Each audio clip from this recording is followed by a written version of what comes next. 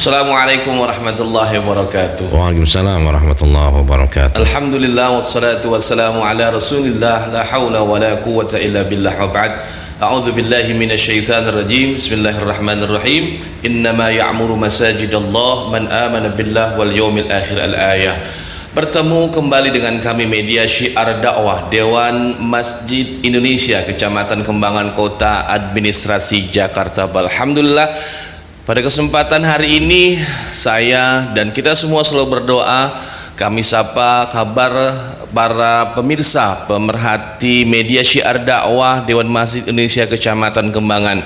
Semoga dalam keadaan sehat walafiat dan sukses dalam menjalankan aktivitas sehari-hari. Kami sapa para pengurus Dewan Masjid Indonesia dari tingkat provinsi DKI Jakarta, tingkat wilayah di semua kota, baik itu kota administrasi Jakarta Barat, kemudian kota administrasi Jakarta Utara dan seterusnya. Kemudian kami sapa juga kembali para pimpinan pengurus DMI cabang, khususnya cabang Kembangan.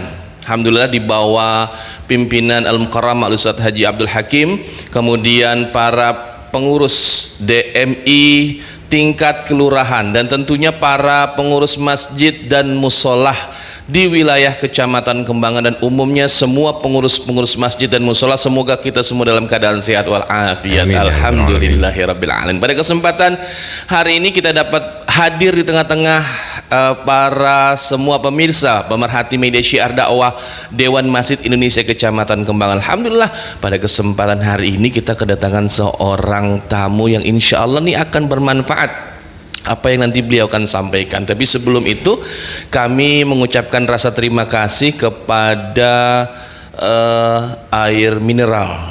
Ini di depan kita ini ada air mineral 212 yang insya Allah setiap nanti tayang kita akan selalu 212 ini menemani kita setelah nanti kita berbicara, kemudian dahaga kita ini haus, insya Allah 212 akan menemani kita. Terima kasih kepada yang punya air mineral 212, Bapak Ustadz Haji Muhyiddin, Ketua DMI Kelurahan Srengseng, Kecamatan Kembangan, Kota Administrasi Jakarta Barat. Alhamdulillah, pada kesempatan hari ini ada sebuah tema yang akan kita angkat. Kita sudah beberapa hari memasuki bulan Muharram. Masya Allah, ada satu momentum yang akan kita angkat di event Muharram ini. Tema yang akan kita angkat pada kesempatan hari ini adalah memakmurkan masjid dalam perspektif hijrah. Masya Allah, ada sebuah kalimat yang menarik buat saya, memakmurkan masjid dalam perspektif hijrah. Hijrah itu sebagaimana sudah kita ketahui, Rasulullah baginda Nabi besar Muhammad sallallahu alaihi wasallam ketika melaksanakan perjalanannya, hijrahnya dari kota Mekah ke kota Madinah pada tahun 622 Masehi. Ketika Rasulullah sampai ke kota Madinah, yang pertama kali dibangun oleh Rasulullah adalah masjid. Oleh karena itu, saya rasa tepat hari ini kita membahas memakmurkan masjid dalam perspektif hijrah. Di samping saya sudah ada narasumber yang nanti akan menyampaikan kepada kita bagaimana caranya kita memakmurkan masjid dengan kita melihat apa yang sudah diajarkan oleh baginda Nabi besar Muhammad sallallahu alaihi wasallam. Kita langsung sapa. Assalamualaikum warahmatullahi wabarakatuh, Pak Ustaz. Waalaikumsalam warahmatullahi wabarakatuh, Ustaz Rohadi. Insyaallah sehat kabarnya, Ustaz? Baik, alhamdulillah. Alhamdulillah. Mudah-mudahan kita selalu dalam keadaan sehat walafiat. Amin ya rabbal alamin. Langsung aja kayaknya ya kita dengarkan paparan beliau yang terhormat Al-Mukarram Al-Ustadz Hermansyah SIP, yang insya Allah mudah-mudahan ini jadi catatan buat para pengurus masjid, bagaimana memakmurkan masjid atau rumah-rumahnya Allah. Seperti itu insya Allah yang akan kita angkat, Ustaz. Betul. Oleh karena itu, kalaupun nanti ada pertanyaan, jangan lupa tulis di kolom komentar. Insya Allah nanti kita akan jawab Kita akan jawab untuk pertanyaan-pertanyaan yang ada di kolom komentar. Dan jangan lupa juga untuk mendukung syiar dakwah ini, jangan lupa like and subscribe. Wah, penting banget. Dan kalau bermanfaat jangan lupa di-share ke semua keluarga kita, tetangga kita, saudara-saudara kita. Langsung saja kita dengarkan paparan dari narasumber kita, guru kita Al-Mukarram Ustaz Herman Said Sipik. Silakan Ustaz, apa yang mau disampaikan? Baik, terima kasih. Assalamualaikum warahmatullahi wabarakatuh. Assalamualaikum warahmatullahi wabarakatuh. Alhamdulillah wassalatu wassalamu ala Rasulillah wala haula wala quwata illa billah wa ba'd. Kita bersyukur pada Allah Subhanahu wa taala. Pagi hari ini yang cerah penuh barokah ini berkesempatan hadir di tengah-tengah para pemirsa di suasana Muharram ya. Kita bersyukur pada Allah Subhanahu wa taala. Dan juga terima kasih saya ucapkan kepada pengurus Dewan Masjid Indonesia Kecamatan Kecamatan Kembangan. Maaf. Alhamdulillah, Cengkareng disebut-sebut. Waduh, ini ada apa di Cengkareng nih ya? Alhamdulillah. Kecamatan Kembangan. Bersyukur sekali. Terima kasih sekali lagi saya ucapkan kepada pengurus Dewan Masjid Indonesia Kecamatan Kembangan ya. Ustaz Nur Hadi udah menyapa untuk bisa sama-sama hadir. Dalam kesempatan ini kita ingin ngobrol aja mungkin Ustaz ya. Ngobrol aja tentang masjid ini. Memang penting banget nih ya. Jadi saya kadang-kadang berpikir begini ya. Saya lihat data di Kementerian Agama di Jakarta itu masjid kita ada sekitar hampir 6.000-an kalau nggak salah, 5.000 6.000 masjid. Belum musola tuh. Musola 7.000-an kalau nggak salah ya. Kalau nggak salah saya lihat datanya. Jadi kan jumlah yang luar biasa sebenarnya. Jumlah yang luar biasa secara kuantitas ya. Itu baru Jakarta. Se-Indonesia saya dapat kabar ada sekitar 850.000 masjid se-Indonesia. Ini udah hampir menyentuh angka 1 juta tuh. Artinya secara kuantitas banyak tersebar di setiap pelosok. Bahkan kalau kita jalan-jalan ke Bekasi itu tiap RW ada masjid. Saya pernah main ke Bekasi. Jadi ya kita juga sebenarnya daerah-daerah kita ini deketan juga ya. Mungkin nggak sampai 1 kilo udah ada masjid lagi. Jadi kalau bicara tentang kuantitas luar biasa. Kita bersyukur pada Allah Subhanahu wa taala berada di satu kampung, di satu negeri yang luar biasa ya secara kuantitas jumlah masjid kita. Kalau kita lihat saudara-saudara kita di Afrika, Masya Allah, itu kalau kita lihat ya videonya, itu sholat mungkin kalau boleh ngomong mungkin nggak pantas ngomong ya, maksudnya sama kandang kambing di tempat kita masih bagusan kandang kambing kali. Masjid di Afrika. Luar biasa. Dari daun-daunan ini dinding-dindingnya. Pakai terpal, daun-daunan, Masya Allah luar biasa ya. Jadi itu dulu mungkin yang harus kita syukuri ya. Saya mengajak kepada pemirsa, teman-teman, para guru-guru kami juga nih, saya lupa menyapanya nih, guru-guru kami di Dewan Masjid Indonesia, khususnya di Kecamatan Kembangan. Jadi kalau bicara masjid sebenarnya Ustaz Nur Hadi juga udah hafal banget ya, udah istilahnya ya, sudah ahli lah begitu ya. Iya, sampai ada orang dulu suka ngeledekin kalau kita sering di masjid, cicak masjid katanya. Jadi dibilang cicak masjid kita. Oh, cicak masjid. Cicak masjid. Ada yang dibilang karpet masjid dan segala macam. Iya. Hari-harinya di masjid gitu. Betul. Tapi kita nggak usah peduli lah yang kayak begitu ya.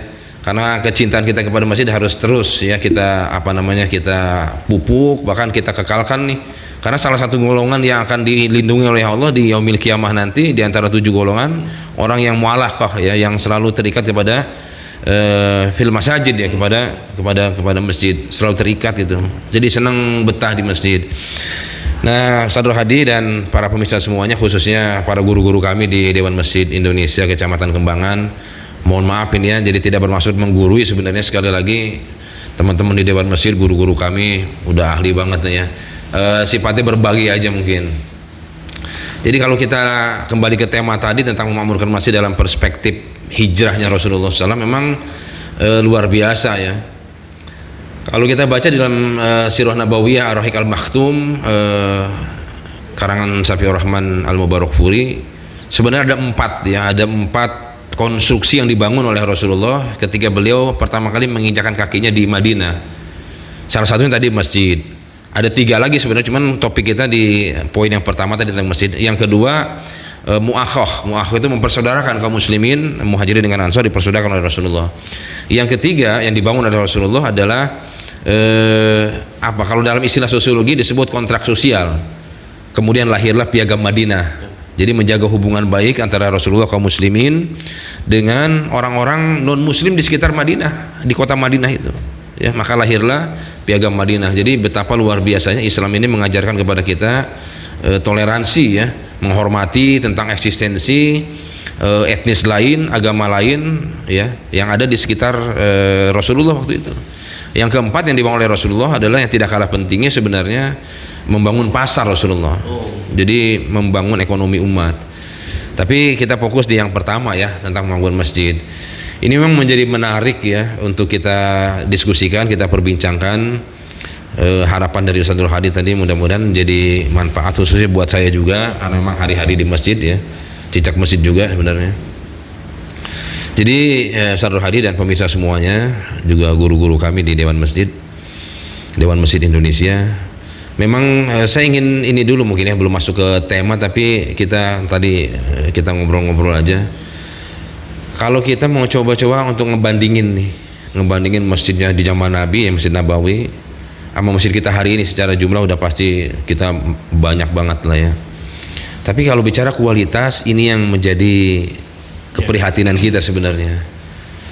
Saya kebetulan hari-hari suka di jalanan. Ini zuhur di mana, ntar asar di masjid mana gitu. Jadi suka memperhatikan gitu. Memang memprihatinkan lah kondisi masjid, walaupun tidak semuanya, ya.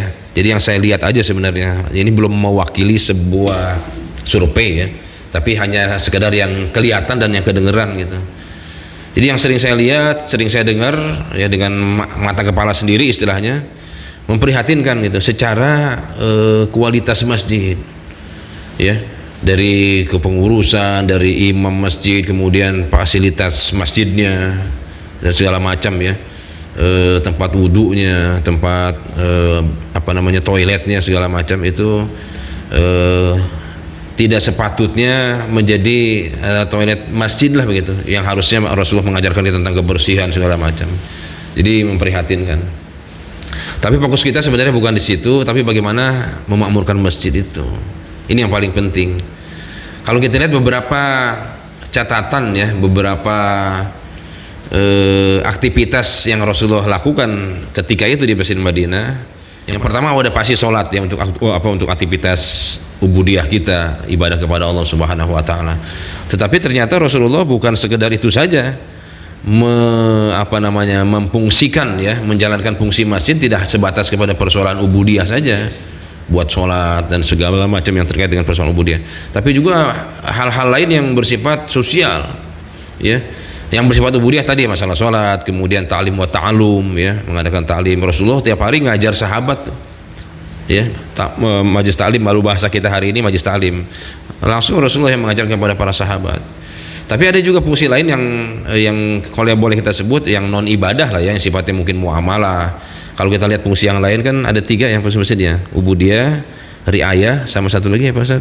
Imarah. Imarah, ya. Jadi masalah fasilitas, masalah program dan sebagainya. Nah, ini menjadi penting buat kita kalau kita mengacu kepada fungsi masjid di zaman Rasul, yang ubudiyah, tapi juga yang lain. Salah satu contoh umpamanya Rasulullah tuh ngikat tawanan perang itu di tiang masjid.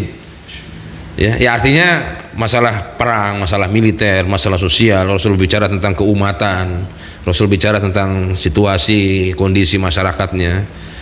Sampai-sampai Rasulullah tahu sahabat yang hari ini lagi sakit, hari ini nggak makan, itu sampai terdeteksi gitu.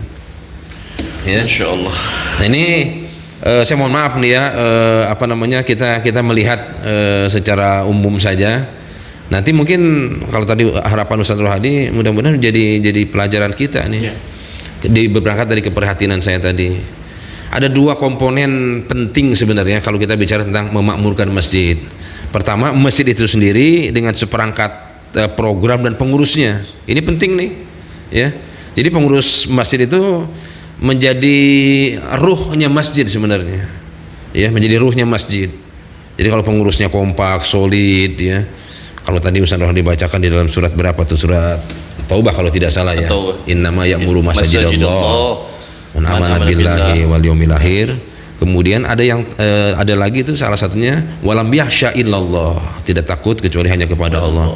Jadi pengurus masjid ini kalau saya mengistilahkan ya, saya dapat dari guru saya, ayat tadi itu berkaitan dengan menjadi karakter pengurus masjid. Jadi pengurus masjid harus beriman, udah pasti beriman kepada Allah, kepada hari akhir. Kemudian dia ada juga di situ mengeluarkan zakat. Jadi pengurus masjid juga harus dermawan, maksudnya begitu. Kemudian yang keempat walam yakhsha illallah, tidak takut kepada Allah. Jadi harus berani nih pengurus masjid, berani dalam arti berani dengan kebenaran, ya, tidak mudah untuk dirayu, digoda oleh kepentingan lain yang di luar daripada kepentingan masjid itu sendiri. Itu yang pertama, komponen pentingnya tentang pengurus masjid dengan seperangkat programnya. Komponen yang kedua, ini yang memakmurkan masjid sebenarnya ya masyarakat di sekitar, ya, masyarakat sekitar masjid, jamaahnya itu, ya. Yang kita ketahui masjid-masjid kita biasanya kan di tengah-tengah lingkungan masyarakat tuh, hanya sebagian kecil saja yang di komplek gitu ya, atau kadang-kadang mungkin agak jauh dari lingkungan masyarakat ya. Tapi pada umumnya masjid kita di kampung kita, di negeri kita ini sangat berdekatan dengan jamaah, dengan pengurus masjid, dengan rumah-rumah, dengan rumah-rumah jamaah ya, dengan warga sekitar masyarakat. Nah, ini komponen yang kedua. Hari ini kalau boleh saya mengatakan prihatin, masjid kita sepi sekarang. Sepi. Majelis taklim sepi, sholat 5 waktu juga begitu. Saya ingat pesan komentar dari Buya Hamka ya.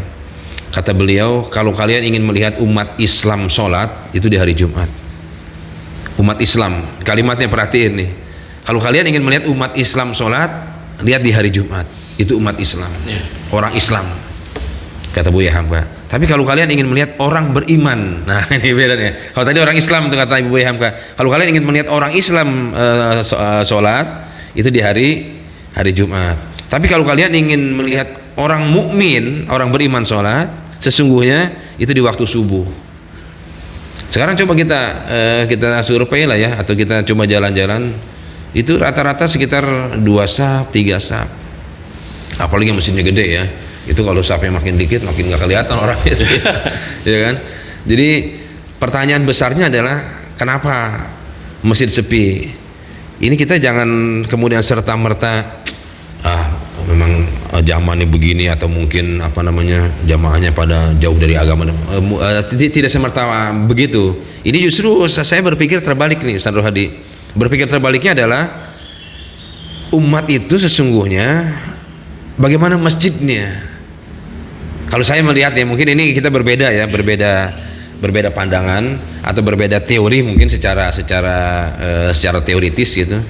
Saya melihatnya justru bagaimana masjidnya. Masjidnya kira-kira oleh warga dilihat menarik gak nih? Ya, maksudnya menggugah dia untuk ke masjid gitu. Apa kira-kira? Nah, ini kita bicara program baru, tapi saya belum ke situ dulu, belum bicara program, tapi bagaimana eksistensi masjid itu. Dalam beberapa saya suka ngobrol dengan beberapa pengurus masjid ya, saya suka mengatakan bahwa menitip pesan ya, Ustaz Rohadi, masjid itu harus punya bank data. Jadi masjid itu harus punya bank data. Bank data maksudnya apa? Masjid harus punya data masyarakat sekitarnya, jamaahnya. Mesti punya. Ya. Kita sudah sama-sama dengar, sama-sama tahu tentang Masjid Jogokarian ya. Itu luar biasa. Awalnya seperti apa dan sekarang sudah seperti apa juga. Masya Allah jamaahnya. Iya. Masya Allah programnya. Sampai ada katanya tuh Ustaz Rohadi ya, yang sholat subuh berjamaah berapa kali diumrohkan. Gitu kan. Jadi sebenarnya kalau kita bicara pertama dari internal masjid, Ustaz Rohadi, pertama pengurus masjid dan seperangkat program yang saya bilang tadi, itu komponen utama tuh. Jadi programnya menarik dan masjid menjadi daya tarik sendiri buat jamaah, buat masyarakat sekitar gitu.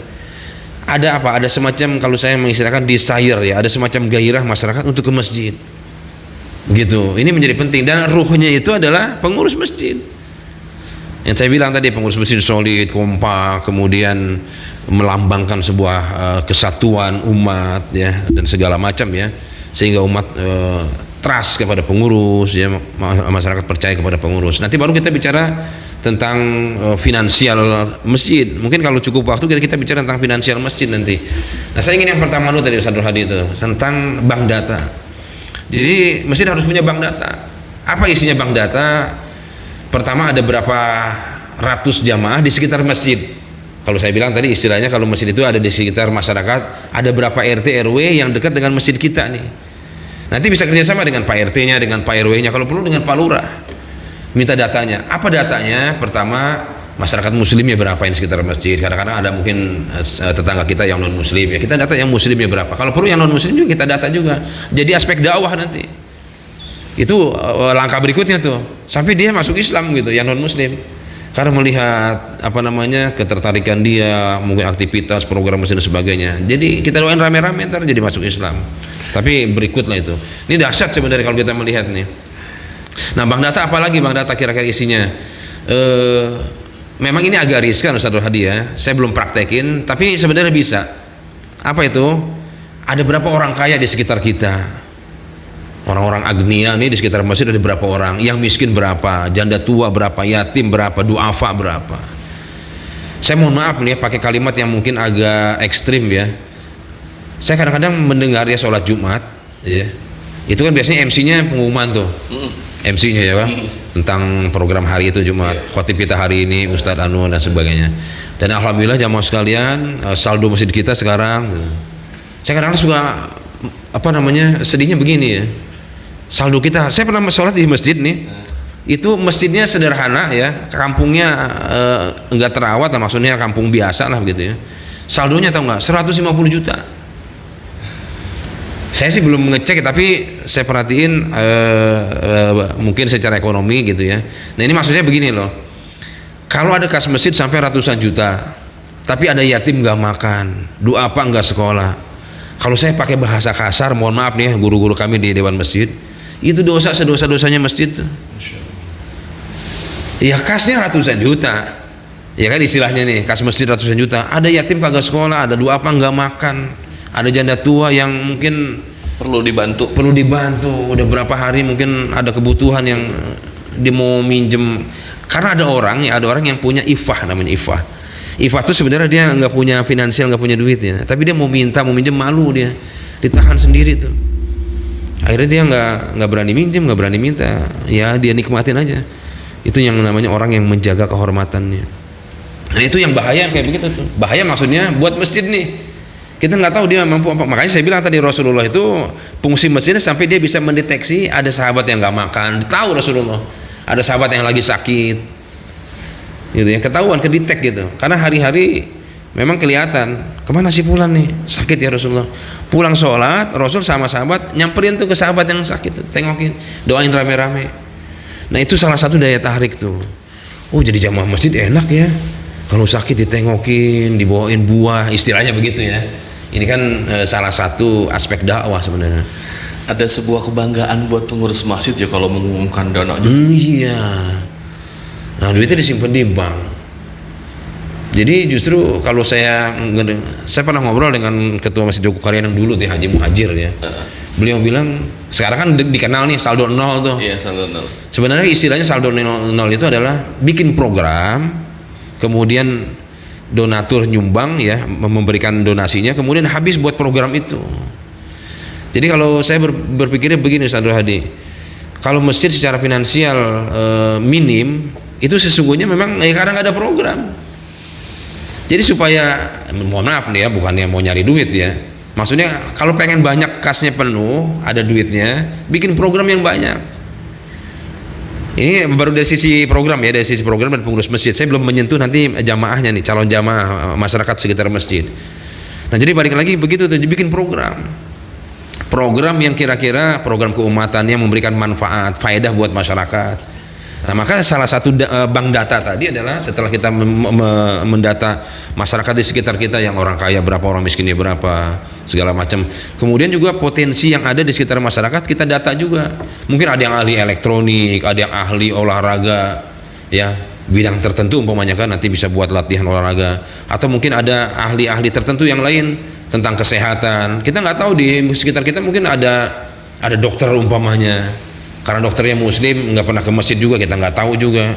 Ternyata kita bisa buka klinik di masjid umpamanya begitu. Nah ini salah satunya itu, jadi bank data dulu kita buat nih, kita punya data gitu. Baru langkah yang kedua tentang kebutuhan, ada need.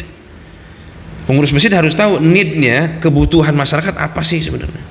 Jadi kalau saya berpikir begini, mohon maaf nih ya, karena masjid itu fungsinya bukan selalu soal ibadah saja, tapi juga masalah-masalah sosial, masalah ekonomi. Jadi kebutuhan dilihat dulu. Rasulullah juga kalau kita melihat dakwahnya Rasul ketemu orang enggak selalu bicara agama juga.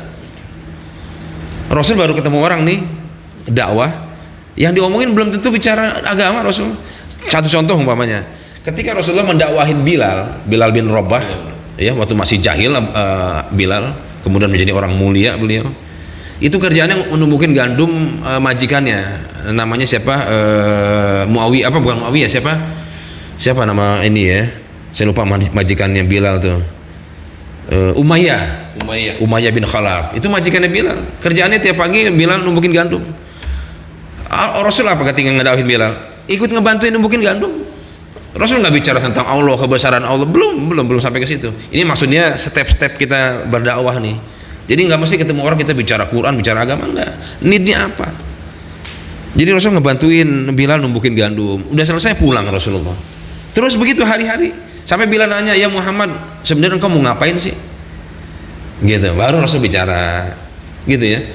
Yang kedua, kita tidak bicara agama ansih gitu ya, tidak bicara agama ansih, tapi kemudian nanti mengarahkan. Contoh yang kedua, ketemu orang lapar. Kita udah ketemu nih warga kita lapar, nggak makan sehari 2 hari. Kita jangan ceramah di depan dia. Sabar ya, ini ujian dari Allah, hidup ini. Nggak ditempelin itu udah cakep tuh. Iya, banyak tuh yang begitu tuh. Harusnya ngapain ketemu orang lapar? Bawa nasi padang, rendang, telur, makan. Kita kasih makan, jangan ngomongin agama juga. Ntar dia kesinggung. Oh lu ngasih gua nasi, lu mau ngajakin gua ke masjid ya? Jangan. Udah kasih makan, ngobrol yang lain. Ini teori marketing sebenarnya. Jadi orang-orang marketing sebenarnya pakai teorinya Rasulullah nih. Need-nya dulu, kebutuhannya apa? Oh lagi lapar, kasih nasi. Jangan diceramahin orang lapar. Kasih nasi, ajak ngobrol. Jangan ngobrol agama. Udah tahu kita orang ini belum pernah ke masjid, ya kan? Ngobrol yang lain, hobinya apa? Mungkin hobinya mancing, mungkin hobinya main bola, main futsal. Kita ngobrol. Ambil hati. Makanya kata Rasulullah, ta'liful qulub qabla ta'rif. Ambil dulu hatinya, baru kenal kita. Orang belum diambil hatinya, udah diajakin begini begitu. Akhirnya dia jadi makin jauh dari masjid akhirnya. Diambil hatinya, ta'liful qulub. Iya. Nah itu program ya, ini masih banyak nanti mungkin gitu ya. Sampai di situ dulu mungkin seru hadir nih masalah program masjid ya. Jadi saya ingat cerita begini ya. Ini mohon maaf nih, memang kadang-kadang kita yang hari-hari ke masjid nih udah merasa paling soleh sedunia kita. Mohon maaf nih. Iya. Kita kagak tahu lingkungan. Ada satu cerita nih ya. Ini cerita sebenarnya dialog imajiner nih. Ada anak muda baru tumben insaf nih, mau insaf nih anak muda. Dia numpang sholat tuh. Numpang sholat ya. Kali-kali aja nih Allah ngasih hidayah. Kita kagak tahu hatinya nih kan. Dia baru tumben tuh. Mungkin mau sadar ke masjid ceritanya nih.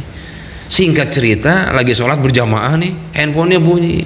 Ring back tuh apa namanya tuh ya? Iya. Nada panggil lagunya dangdut. Si anak muda nih, dia bingung kan? Jadi kagak ngerti pikirnya bagaimana nih, apakah boleh dimatiin apa enggak nih kalau lagi sholat kan, ngeganggu apa enggak, dia nggak tahu, dia sholat aja berjamaah. Namanya tumben. Singkat cerita, ini kan ngeganggu namanya dangdut nih. Habis sholat, semua mata jamaah tertuju kepada anak muda tadi dengan tatapan yang tajam gitu kan. Kaget dia. Si anak muda ini kaget. Waduh, salah apa saya katanya. Ketakutan dia. Akhirnya dia kabur. Habis sholat tuh dia pergi dah. Kagak ngerti zikir dia pergi. Kemana perginya? Dia mikir kemana kira-kira pergi nih ya. Dia ke tempat hiburan. Kalau bahasa kita mungkin tempat dugem atau begitulah kurang lebih lo ya. Dia nongkrong di situ. Begitu nyampe, perempuan nih pelayannya nih nyediain minuman, disebutnya welcome drink apa ya tuh istilahnya, welcome drinknya. Disediain minum sama kue kecil atau apa kue-kue gituan lah, kira-kira makanan kecil, makanan ringan. Begitu dia sediain, kesenggol sama si anak muda tadi nih yang kabur dari masjid. Kesenggol, tumpah basah celananya. Sama si perempuan tadi, si pelayan tadi dilapin tuh. Gak apa-apa mas, nanti kami ganti katanya. Mas tenang aja, nanti kami ganti air yang baru. Ini si anak muda kaget nih, wah sopan banget nih ya. Tadi gue di masjid dipelototin orang semasjid katanya. Singkat cerita, sejak hari itu dia nggak pernah ke masjid lagi. Sejak hari itu dia rajin ke tempat dugem. Pesannya apa? Nah kita yang biasa di masjid merangkul. Apalagi bicara program, nanti program yang bisa memenuhi need-nya masyarakat apa kira-kira.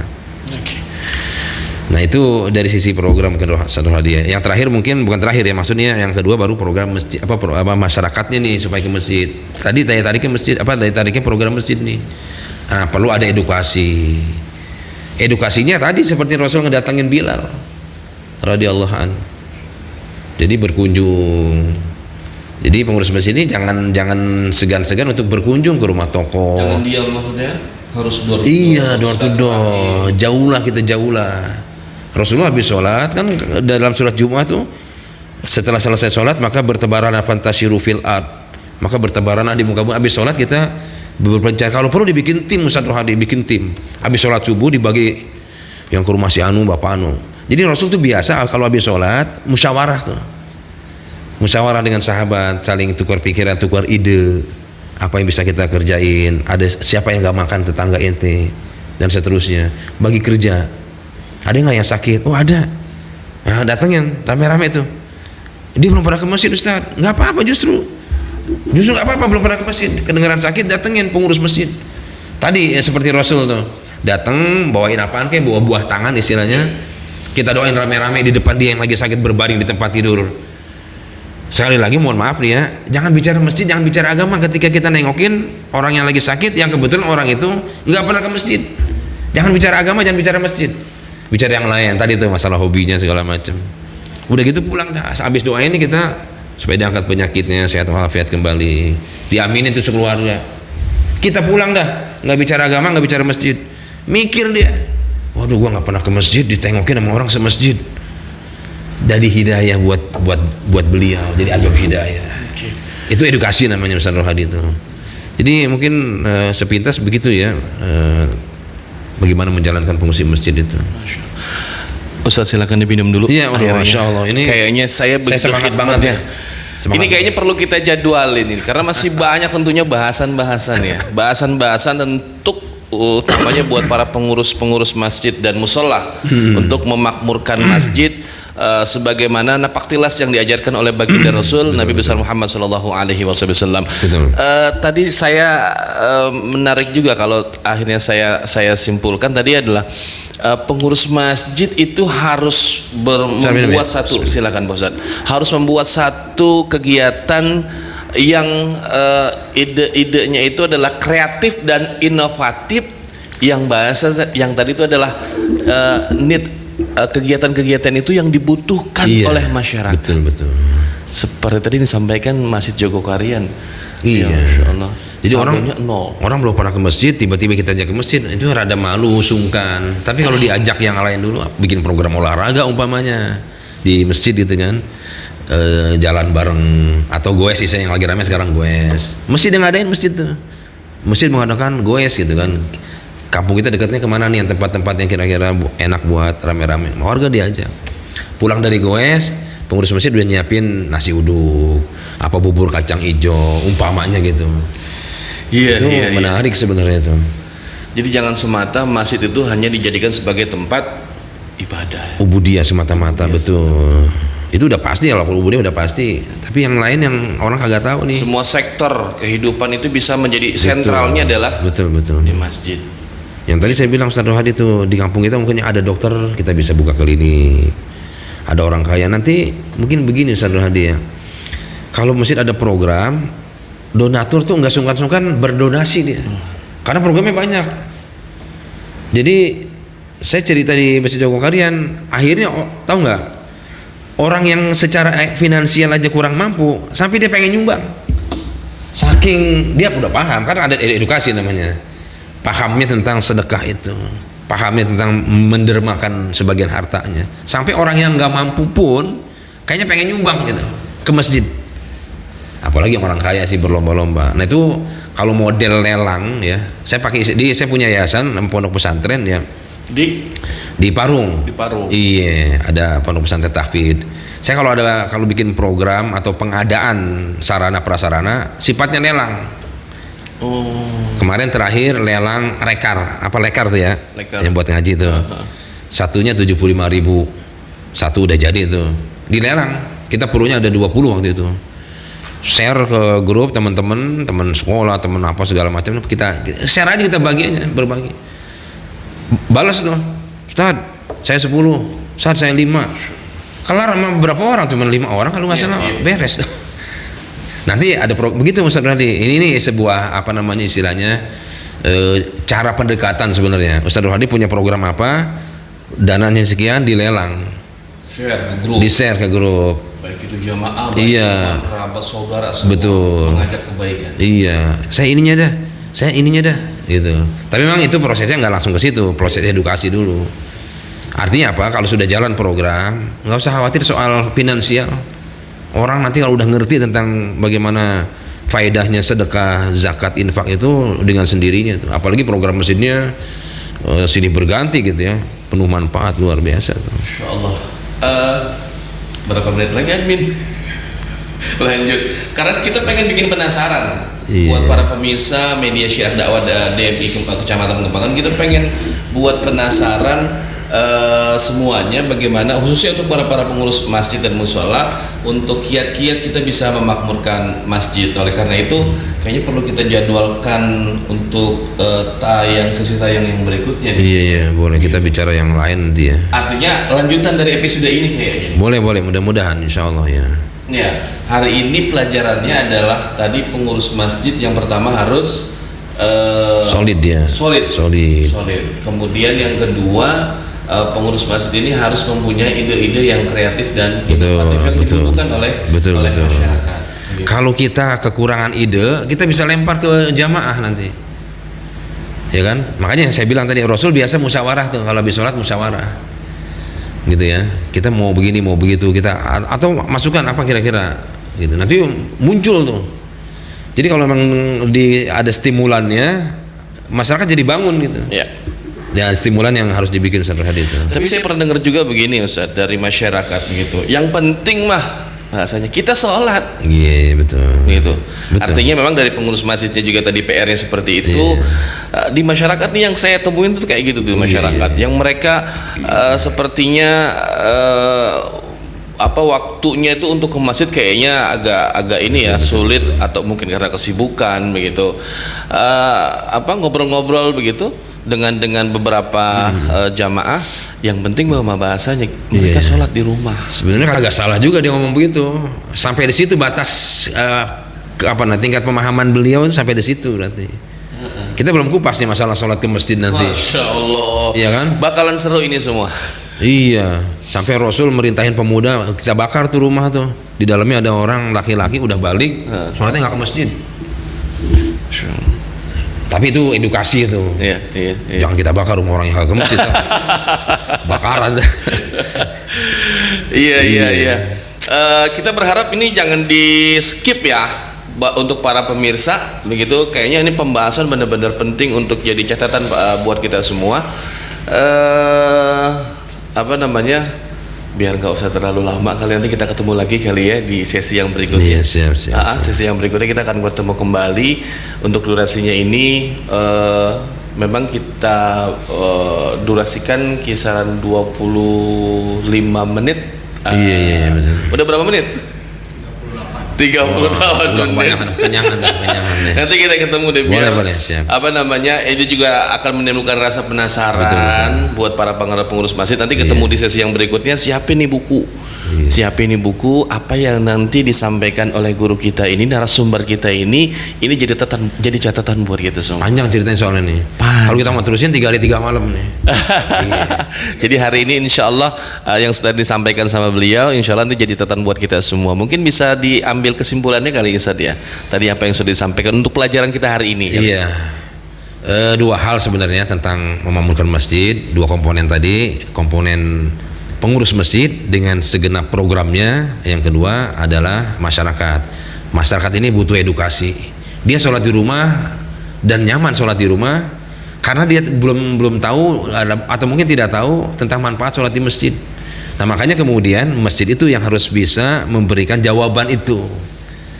Oh, ternyata harus ke masjid. Oh, ternyata ke masjid enak. saya senang berlama-lama di masjid. Nah, jadi dua komponen ini harus terpenuhi nih, pengurus masjid dengan segenap program dan edukasi kepada masyarakat supaya dia mau ke masjid. Begitu Ustaz Hadir. Alhamdulillah. Para jamaah sekalian, para pemirsa pencinta media syiar dakwah Dewan Masjid Indonesia, kita cukupkan ya untuk pertemuan hari ini. Insya Allah nanti kita akan lanjutkan kembali di sesi yang berikutnya. Masih bersama guru kita Al-Mukarram Ustaz Hermansyah dengan tema masih memakmurkan masjid dalam perspektif hijrah. Insya Allah nanti kita akan bertemu kembali. Kami undur diri. Kita tutup dengan kafaratul majlis ya. Subhanallah. Bihamdika asyhadu an la ilaha illa anta wa atubu ilaik. Assalamualaikum warahmatullahi wabarakatuh. Assalamualaikum warahmatullahi wabarakatuh.